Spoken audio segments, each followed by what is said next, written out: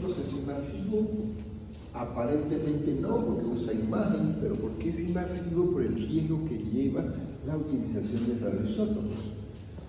Esta gamografía la vamos a pedir cuando estemos sospechando de dos patologías principales: cáncer y tromboembolismo pulmonar.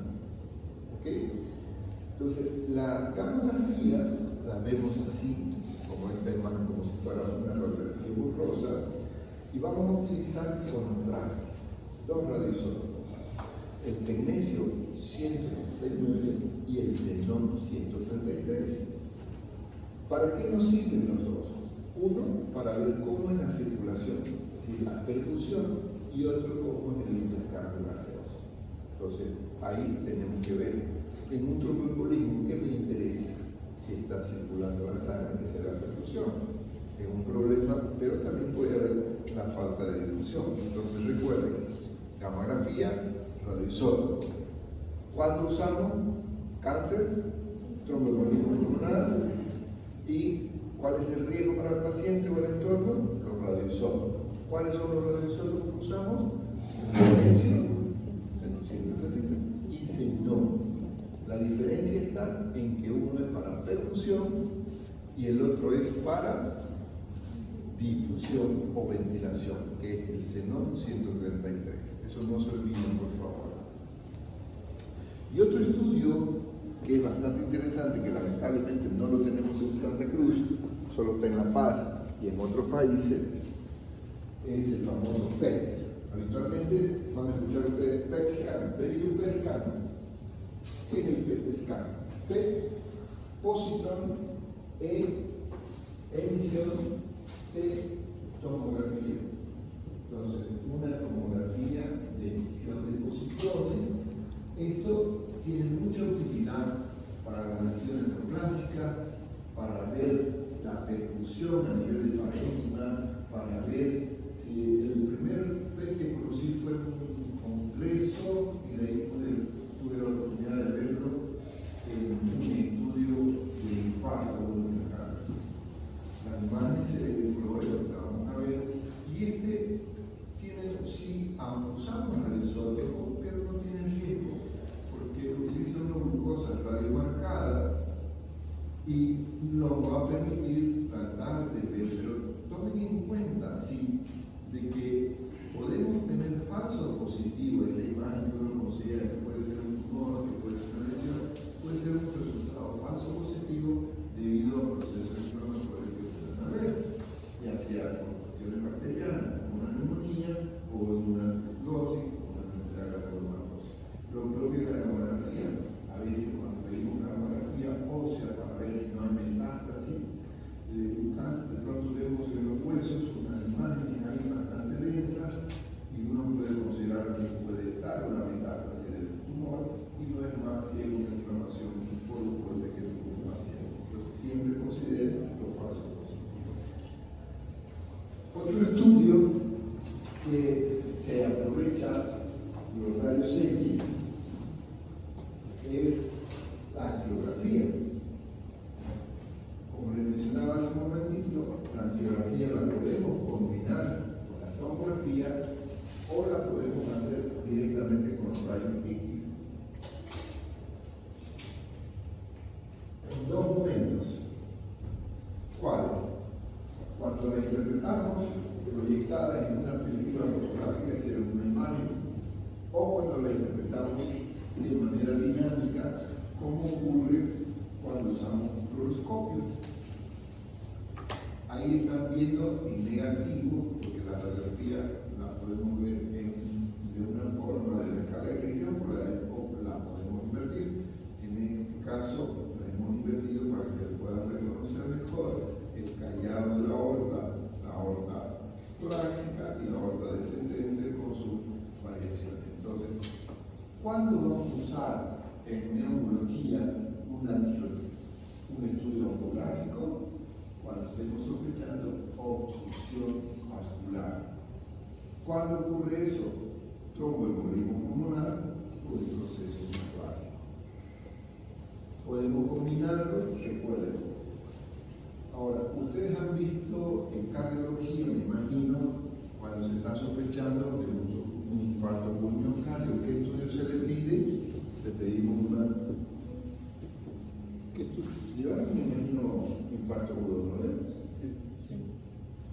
el esfuerzo es uno y el otro un cáter. Cuando decimos los cardiólogos normalmente hacen un cáter. ¿Qué es el catéter? Es un cateterismo que se le mete normalmente por la vena, se va hasta arriba, se va con contraste y podemos ver los vasos del corazón. Eso es una arteriografía también. ¿Sí? Una arteriografía coronaria.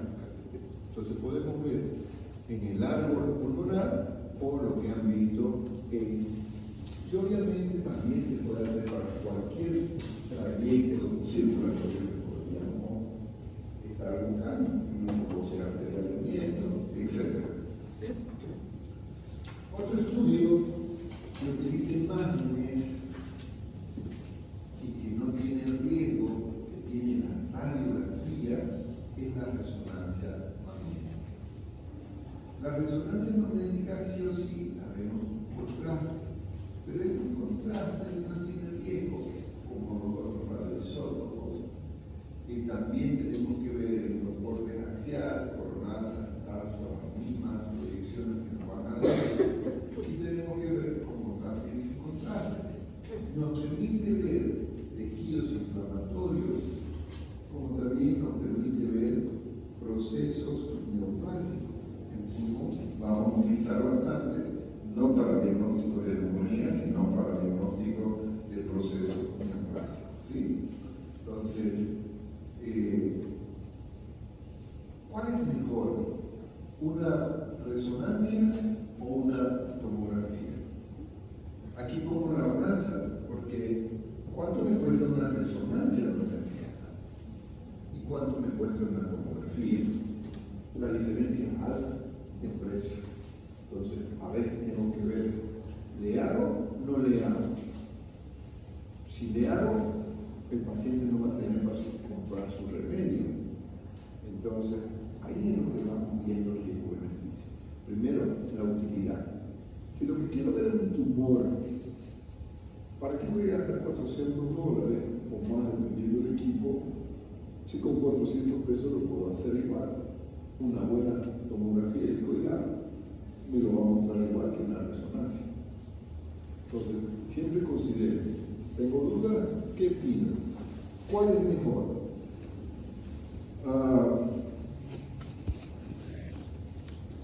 Para la siguiente clase, los que tengan interés,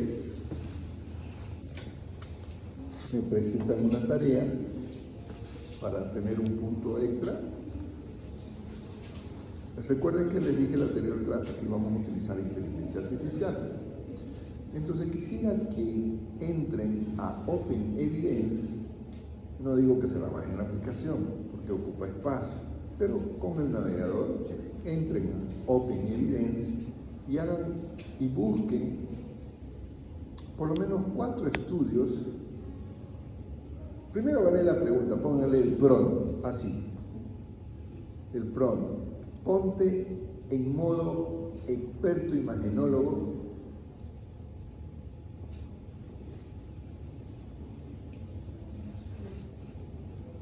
y dame quién tiene mayor especificidad y sensibilidad para patologías pulmonares entre la tomografía y la resonancia. Esa misma pregunta se la puedo hacer a Google, pero Google no me va a dar la referencia que quiero. Se la puedo hacer a ChatGPT también, pero no me va a dar las referencias probablemente. Lo que con este ejercicio, además de que se ganen un bono por aprender, lo que quiero es que empiecen a usar la herramienta de inteligencia artificial para médicos que es Open Evidence. Porque ese día, la clase anterior, solo una persona levantó. A ver, hay nuevos ahora. Levanten la mano quienes utilizan Open Evidence. Entonces, la siguiente clase, todos vamos a usar Open Evidence. Tenemos que aprovechar las herramientas que tienen ustedes como médicos en la tecnología. ¿Ok? Entonces, siempre dejamos esta duda. ¿Cuál es mejor? ¿La tomografía o la resonancia? ¿Cuál voy a utilizar? Si les pregunto un examen, denme un número, por favor. 8. ¿Derecha, izquierda? Izquierda. 1, 2, 3, 4, 5, 6, 7, 8. Por favor, ¿cómo es tu nombre? No, mi compañero. Marcelo. Sí. Marcelo, me pongo en modo paciente y usted en modo médico. Doctor, ¿qué me recomienda que me haga para lo que usted me está estudiando? ¿Una tomografía o una resonancia?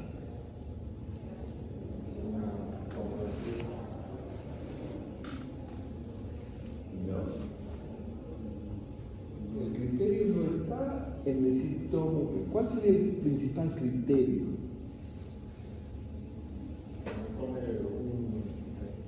Algo más económico. El principal criterio es ese, que durante la entrevista yo pueda detectar cuáles son las características socioeconómicas del paciente. ¿Tiene seguro? ¿No tiene seguro? Porque tampoco voy a ir a decir de manera que se sienta ofendido diciéndole, a ver, dígame, ¿usted tiene plata o no tiene plata para ver qué le voy a hacer?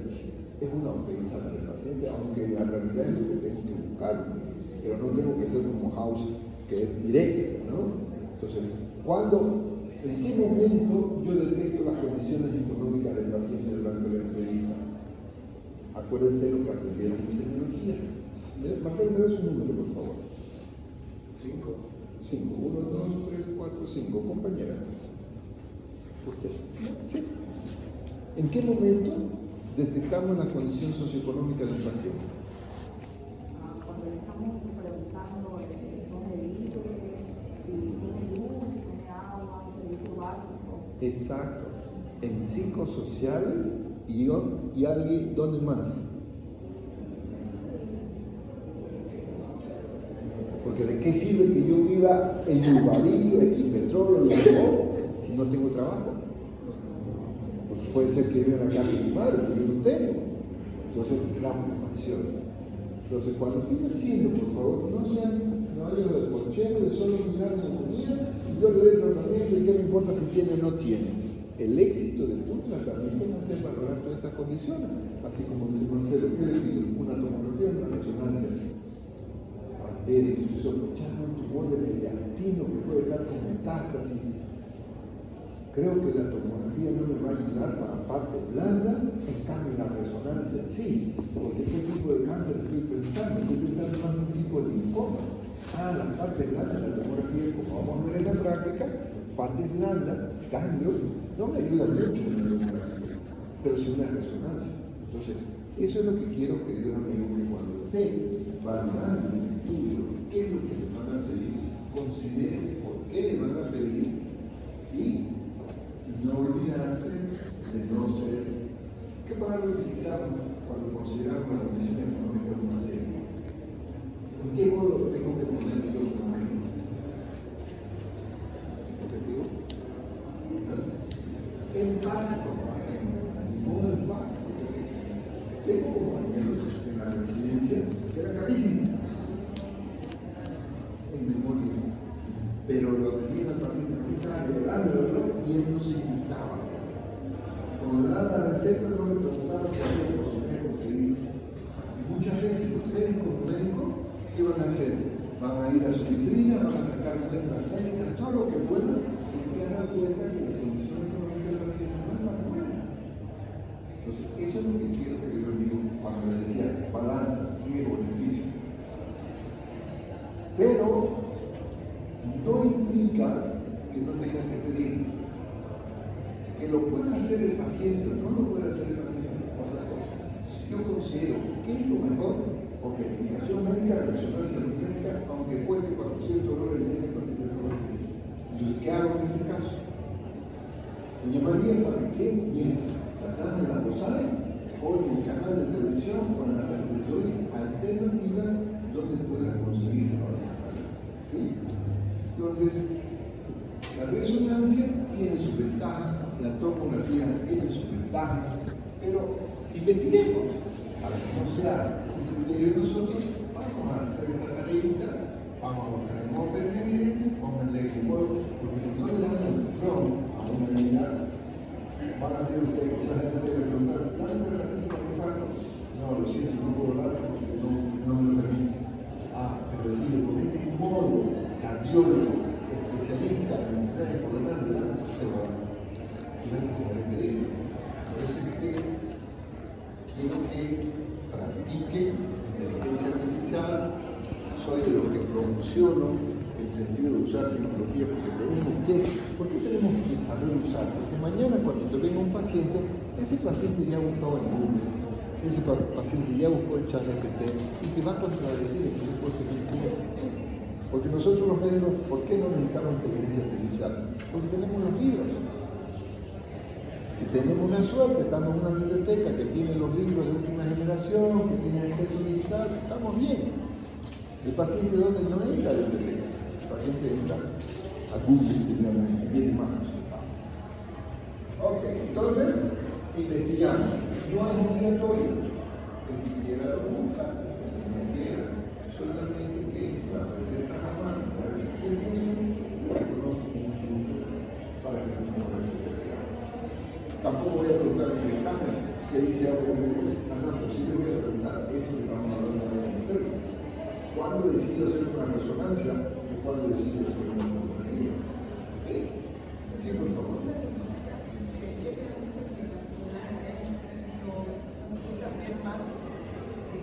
Las partes blandas, no da más información de las partes blandas. Entonces la tomografía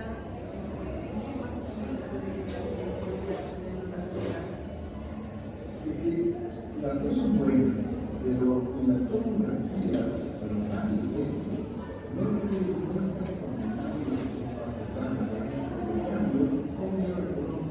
un cambio que está inflamado, que altera la sombra del vecino. Y aquí no tiene esta línea, de pronto yo creo que la línea está torcida, porque está torcida, aunque hay algo que le hace un daño. Entonces no veo daño, para eso no tiene que todavía si no lo va a demostrar. En cambio, la resonancia tiene una mejor especificidad que no solamente lo que ver el cambio, sino que también puede entrar en la es lo mismo que la radiografía se lo tiene como salvo me aprecia más la radiografía.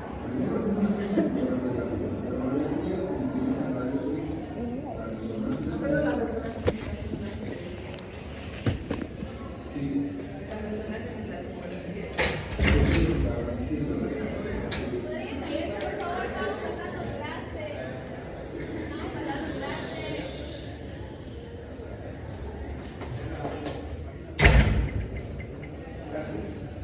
cuando usted pide para una neumonía, usted no le va a pedir una resonancia.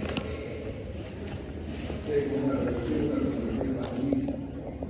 Pero si usted está sospechando un tumor, y un tumor de hecho antimadenoviaria, por ejemplo, puede ser un linfoma, entonces ahí es lo más fácil colocar solo una masa de raíz, no también esperas encontrar adenoviaria en la zona del intestino. Entonces ahí prefiero una resonancia. Entonces depende de qué estamos buscando. Si el costo fuera lo mismo, porque olvidemos más dinero, ¿qué es mejor? ¿Una resonancia o una tomografía? ¿Cuál tiene menos riesgo?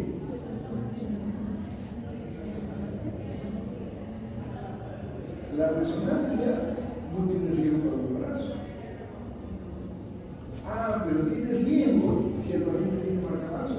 Se lo va a arrancar porque tiene un super imán. Aunque ahora los tomógrafos ya tienen opciones de poder, si tenés marcapaso, no cualquier tomógrafo te lo va a hacer por el resonador. Entonces, riesgo-beneficio siempre miramos, porque la ventana de la resonancia es como un imán. Entonces, si la persona tiene un artefacto como ser un cuerpo intacto, imagínate que le tiraron un accidente, una bala, una metralla y no se la sacaron, la resonancia no tiene que hacer daño, o tiene un marcapaso con un electrodo. Hoy, con el nuevo aparato, ya no tiene esa tanta fuerza de riesgo. La fibroscopía, invasiva o no invasiva, es invasiva.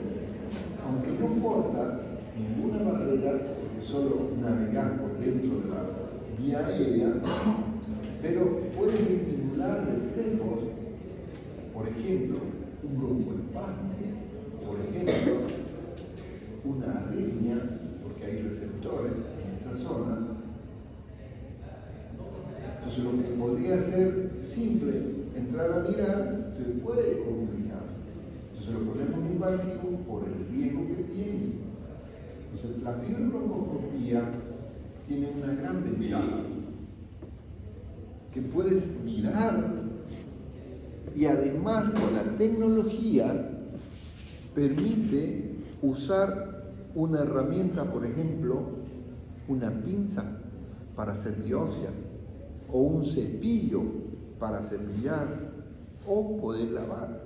Entonces, si combinas esto, biopsia, lavado, cepillado, y tiene otra gran ventaja de los métodos complementarios que puede ser terapéutica. Es decir, ya no es diagnóstica. Terapéutica significa que puedes hacer un tratamiento con eso. Por ejemplo, un cuerpo extraño. Puedes entrar con el fibrobroncoscopio, ubicar dónde está. Tengo un caso en la práctica que van a ver.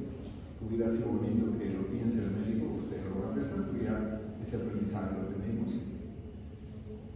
Entras, retiras, sea una moneda, cualquier cuerpo extraño que accidentalmente lo haya ocurrido.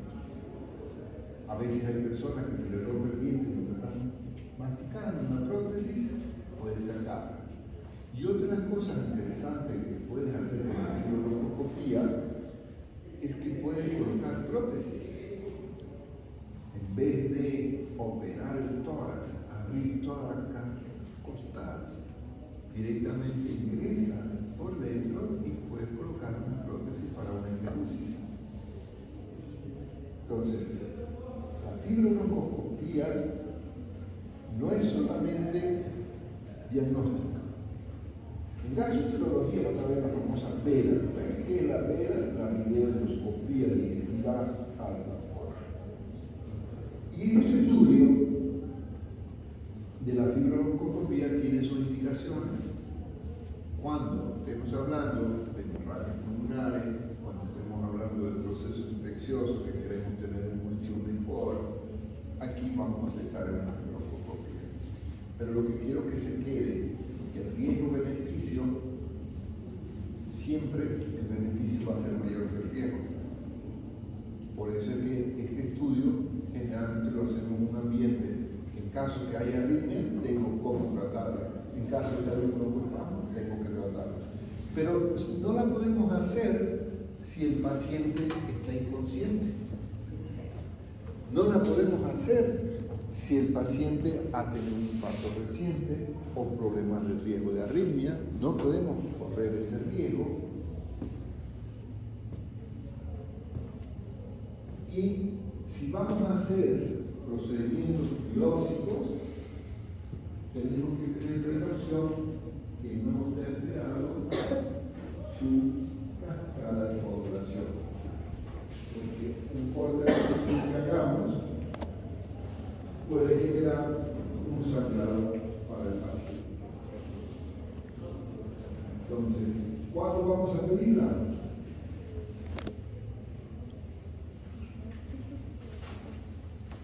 Dependiendo de lo que estoy buscando. Entonces, tengo un paciente que tiene tos y no me encuentro por qué está tosiendo. La radiografía no me muestra nada, la tomografía tampoco. Y claro, con la fibrobroncoscopía puedo ir a ver dónde hay una lesión irritativa. O un paciente que esté con hemoptisis, la radiografía no te ayuda para nada. Tal vez una arteriografía si está roto un capilar o una gammagrafía de transfusión podría ayudarte.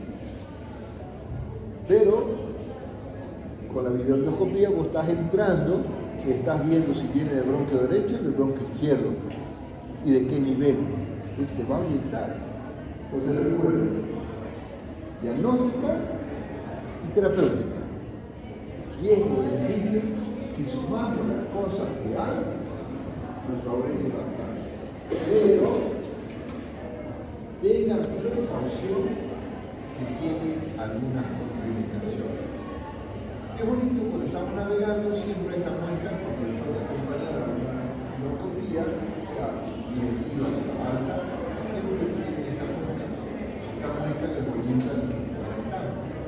El tipo de tejido, aquí vemos cartílago, dos orificios que son la entrada del bronquio derecho e izquierdo, y también la tráquea. Entonces, eso nos va a orientar bastante. Fíjense, estamos más adentro, entre tráquea. Y hoy, el fibrobroncoscopio mide 2 huesos. Hay más detallitos que para poder ingresar lo más profundo que se pueda. Rompe el pampo, hipoxia, arritmia, hemorragia. Pero fíjense, aunque la mortalidad es baja, uno de 10.000 por complicaciones, pero justo ley de Murphy puede ser de paciente. Entonces, ¿cómo disminuimos este riesgo? Estar atento a las posibilidades que pudieran haber. Ventajas, miro que hay, biopsia. Ventaja, lado, cepillo, centrifugo, porque con este catéter que puedo meter por un lado y aspirar por otro lado. Entonces, esas son las múltiples ventajas que tenemos con la fibroscopía. Y si esto lo combinamos con el anterior, ¿cuál era el anterior? La ecografía. Estamos sumando. Estoy mirando y además estoy provocando zonas para ir a ver las zonas vecinas. Esa es la ventaja que tenemos ahora. Y en ocasiones, con la fibroscopía vamos a solicitar un traslado valvular. Esto vamos a ver cuando estemos hablando de neumonía, cuando estemos hablando para tratar de identificar cuál es la causa, cuál es el agente biológico, o cuando estemos sospechando de un proceso clásico, un cáncer, no sabemos el tipo de cáncer, entonces vamos a cepillar y vamos a tratar de encontrar. Entonces, hay que tomar en cuenta cuál es la fórmula normal. Siempre vemos cómo son la cantidad de celularidad, cantidad de neutrófilos, cantidad de linfocitos y cantidad de eosinófilos. En base a esta fórmula, nosotros podemos decir, y algo que tienen que considerar cuando estén valorando la fórmula es si el paciente es fumador o no es fumador. Los pacientes fumadores tienen una diferencia de valores debido al proceso irritativo que provoca el tabaco.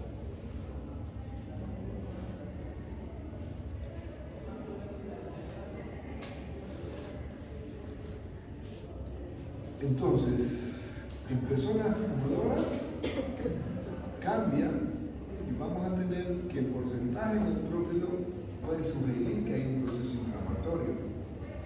Entonces, consideren siempre el anamnesis, tomar en cuenta, ¿fuma tu paciente o no fuma tu paciente? En los pacientes con eosinofilia primaria, aquí vamos a tener una alta eosinofilia, descartamos proceso alérgico, y en los procesos neoplásicos, donde no sabemos dónde está el tumor, que no hay esa imagen grande de celularidad aumentada, pues nos va a poder tratar, por lo menos detectar la característica de atipías. Mejor. Si encontró la siguiente, traiga un botellito de agua, que eso le va a ayudar a querer entender eso. Entonces, si sumamos, queridos amigos, el lavado, la biopsia, más la imagen directa, vamos a tener una mayor probabilidad de diagnóstico. Y este estudio casi ya no lo hacemos, pero como médico tenemos que conocerlo, que es la combinación de los rayos X con el contraste con un barrio. Antes teníamos que ver qué alteración tenemos. Tenemos una bronquiectasia, por ejemplo. Cuando estemos hablando de patologías bronquiales, pues nos ayuda mucho la utilización de este contraste. Pero hoy con la tomografía, con esa reconstrucción que les he mostrado, que podemos ver la tráquea como si estuviéramos viendo del lo propio podemos ver a nivel de los bronquios. Entonces ya la arteriografía nos llega, nos más como un conocimiento médico que existe ese procedimiento, pero en muy rara ocasión la van a pedir, ya que el diagnóstico de bronquiectasia o sea de bronquios, pues lo hacemos ya sea con una fibrobroncoscopía, con una resonancia o una tomografía. Y métodos más invasivos en situaciones donde queremos ver ya directo, porque las imágenes no nos ayudan, especialmente si estamos sospechando de un problema de cáncer y queremos tomar una biopsia, pues vamos a usar ya sea una pleuroscopía, que es hacer, así como hacemos una videoendoscopía, ya sea para tubo digestivo o para bronquio, ahora nos metemos a la cavidad torácica y navegamos entre las pleuras. Eso es una pleuroscopía. En vez de hacer una cirugía abierta, pues hacemos un pequeño orificio y con el fibrobroncoscopio vamos mirando. Cuando pedimos una pleuroscopía, vamos a ver en procesos neoplásicos, en procesos de pleuresía, donde no tenemos la posibilidad de tener las muestras apropiadas, a pesar que examinemos líquido de ADA o hagamos centrifugados un líquido pleural, pues nos vamos a ver obligados a hacer este estudio. Entonces, esto cuando estemos hablando de pleuresía o de derrames pleurales, vamos a volver a repasar. Y en ocasiones tenemos que llamar al cirujano de tórax para poder ingresar y poder tomar una muestra más apropiada, especialmente cuando estamos sospechando de metástasis ganglionares y necesitamos tomar muestra a nivel de mediastino. Ahí ya vamos a hablar con el cirujano. Y algo que sí o sí se tiene que quedar claro cuando estemos hablando de pleuresía es que no solamente vamos a hacer una toracocentesis para drenar o un neumotórax o un derrame pleural masivo, sino que tenemos que combinar el procedimiento con la toma de una muestra para una biopsia. Esta nosotros como médicos sí o sí tenemos que saber cuándo usar una toracocentesis. Cuando estemos hablando de neumotórax de tensión, es una emergencia, el paciente puede fallecer y lo podemos solucionar con una aguja simple. Un paciente que tenga una tremenda disnea por un gran derrame pleural, también con una sola aguja le podemos salvar la vida hasta que reciba la atención del cirujano. Entonces, cuando estemos hablando de cuándo hacemos toracocentesis, vamos a estar hablando de neumotórax y pleuresía, especialmente el derrame pleural. Y cuando estemos con pleuresía, no con derrame pleural, porque hay una diferencia. Un derrame pleural, cuando hablemos de derrame pleural, para que me entiendan un poquito, son dos opciones que tenemos que ver. O es un exudado o es un transudado. Cuando es exudado, es decir, que ese derrame es debido a la inflamación de la pleura, ahí tendríamos que empezar en hacer una biopsia. Pero si sabemos que ese paciente tiene un síndrome nefrótico, donde está perdiendo cualquier cantidad de proteína, o es un paciente que tiene un problema cardíaco, está en anasarca, obviamente que no voy a hacer una biopsia, porque sé que ese derrame pleural está siendo debido a los cambios en la presión oncótica y no voy a hacer nada aumentando la biopsia. ¿Sí? Entonces, cuando estemos hablando de derrame pleural, de pleuresía, vamos a recordar estos procedimientos que estamos hablando. Y otro procedimiento invasivo que hacemos es con la fibrobroncoscopía o sin la fibrobroncoscopía, tomar una muestra de la tráquea con una punción, así que era un cultivo de un paciente inmunodeprimido. Cuando estemos hablando del proceso neumónico, donde es necesario conocer la etiología lo más pronto posible para poder tener éxito y que el paciente no fallezca por una sepsis, buscamos tener una mejor sensibilidad en reconocer el germen. Porque si hago un cultivo de la boca, del esputo, es posible que el germen que esté cultivando sea por contaminación de la boca o de la garganta. En cambio, si lo hago directamente por la tráquea, la probabilidad de tener un germen que esté relacionado con la enfermedad va a ser mayor.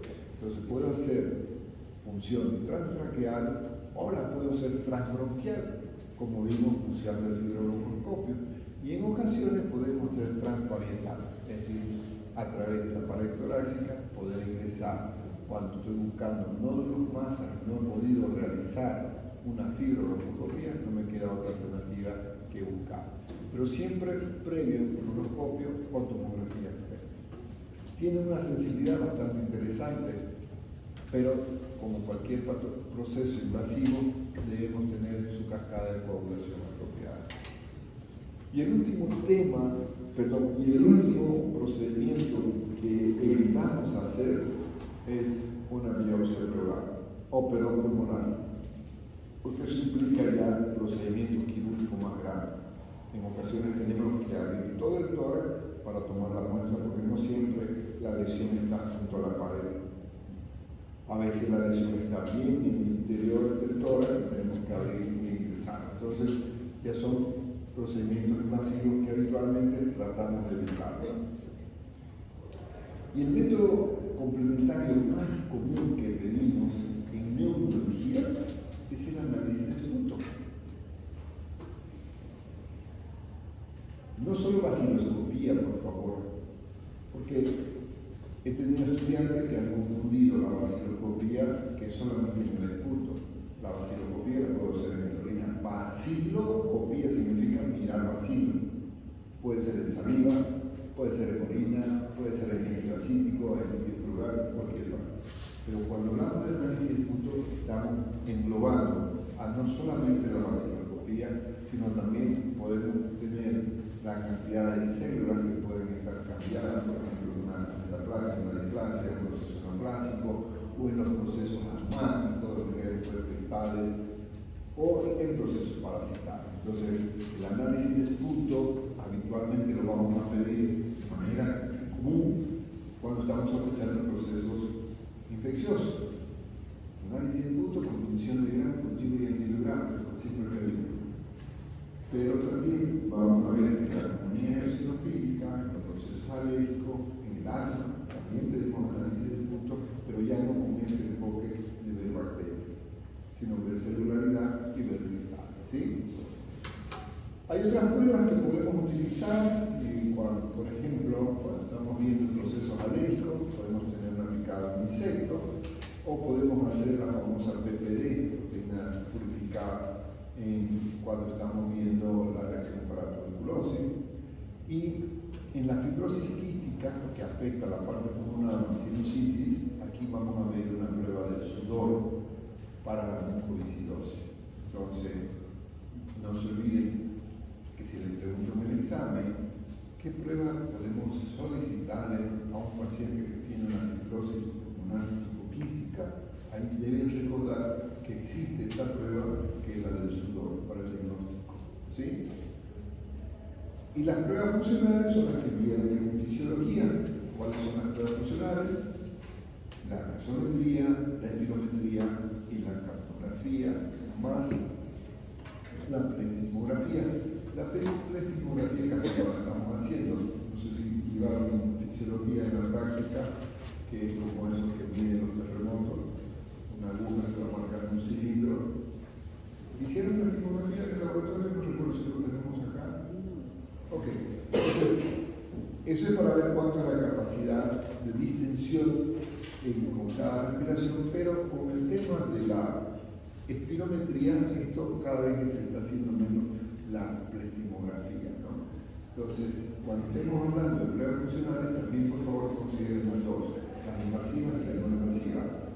Si les digo invasiva, ahí vamos a pensar en gasometría, es decir, que tenemos que hacer una aguja, funcionar una arteria o una vena para tomar la muestra. En cambio, puedo tener pruebas no invasivas para medir gases, como sea el oxígeno o sea el dióxido de carbono, a través de métodos externos. Por ejemplo, una pulsoximetría, que casi todos deben tener su pulsoxímetro, o un capnógrafo. Ponemos la salida de la respiración y estamos midiendo.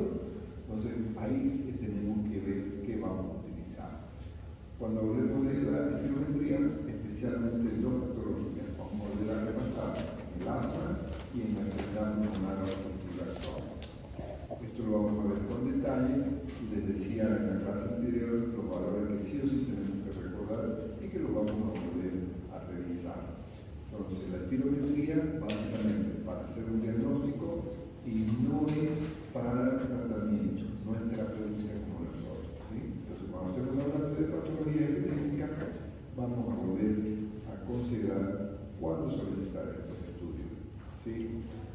Quiero ver si es un problema obstructivo, quiero ver si es un problema restrictivo, O quiero ver si hay un problema, por ejemplo, de mecánica. El paciente no tiene fuerza, la correa, el ritmo o esta enfermedad que pueden alterar la capacidad de contracción y relajación de los músculos respiratorios.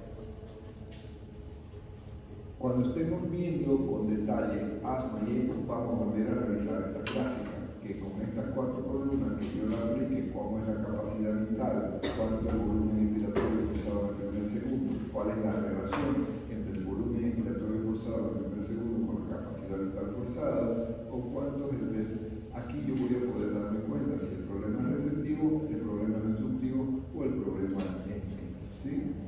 Entonces, aquí vamos a ver neumonía, recalce, edema. ¿Pido espirometría? Probablemente no, porque sé cómo no va a salir y el diagnóstico va a ser diferente. Vamos a ver con más detalle. Características propias y en la práctica vamos a ver también cómo hacerlo, cómo interpretar una espirometría. Hoy tenemos la suerte que en la universidad tenemos el laboratorio, en el hospital también tenemos el laboratorio del espirómetro. Hoy un espirómetro entre mi tapa y mi mano, casi del tamaño de un celular, pero solo tenemos que soplar y ahí interpretar los valores. Y es fácil, lo vamos a ver y lo vamos a interpretar, porque simplemente tenemos que reconocer estas curvas, las curvas que van cambiando de una persona con los años, vamos disminuyendo nuestro volumen bruto, perdón, no el volumen bruto, sino nuestra capacidad de volumen vital o total, y cómo es el patrón de un paciente obstructivo y cómo es el paciente de un restrictivo. Entonces siempre vemos qué patrón presenta, obstructivo o restrictivo, qué tanto está comprometido, 10%, 20%, 30%, responde al broncodilatador, mejora. Estas características de interpretación son las que nos orientan. Ok, con este resultado yo digo, es asma, no, es EPO, no, es bronquitis, no, es neumonía. ¿Sí? Eso nos orienta. Obviamente una neumonía no voy a pedir ni por si acaso, ¿no? Si se me ocurre preguntarle en el examen, ¿se puede pedir una espirometría para una neumonía? ¿Se puede? Claro que sí. ¿Pero qué utilidad tiene? No tiene sentido, ¿sí? Pero puedo pedir porque ¿qué hace la espirometría? Solo es hacerle soplar a una persona, meta aire hondo y sople por la boca. Esa es una espirometría. Pero ¿tiene utilidad en una neumonía? No. Probablemente no la vamos a indicar para diagnosticar o evaluar cómo.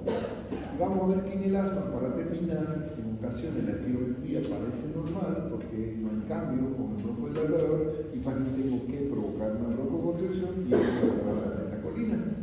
Cuando estemos hablando de asma, voy a entrar nuevamente a mostrarles este detalle de la prueba de la melancolía. ¿Sí? Entonces, todos estos antiinflamatorios no dilatadores los tenemos que considerar cuando vamos a solicitar este estudio.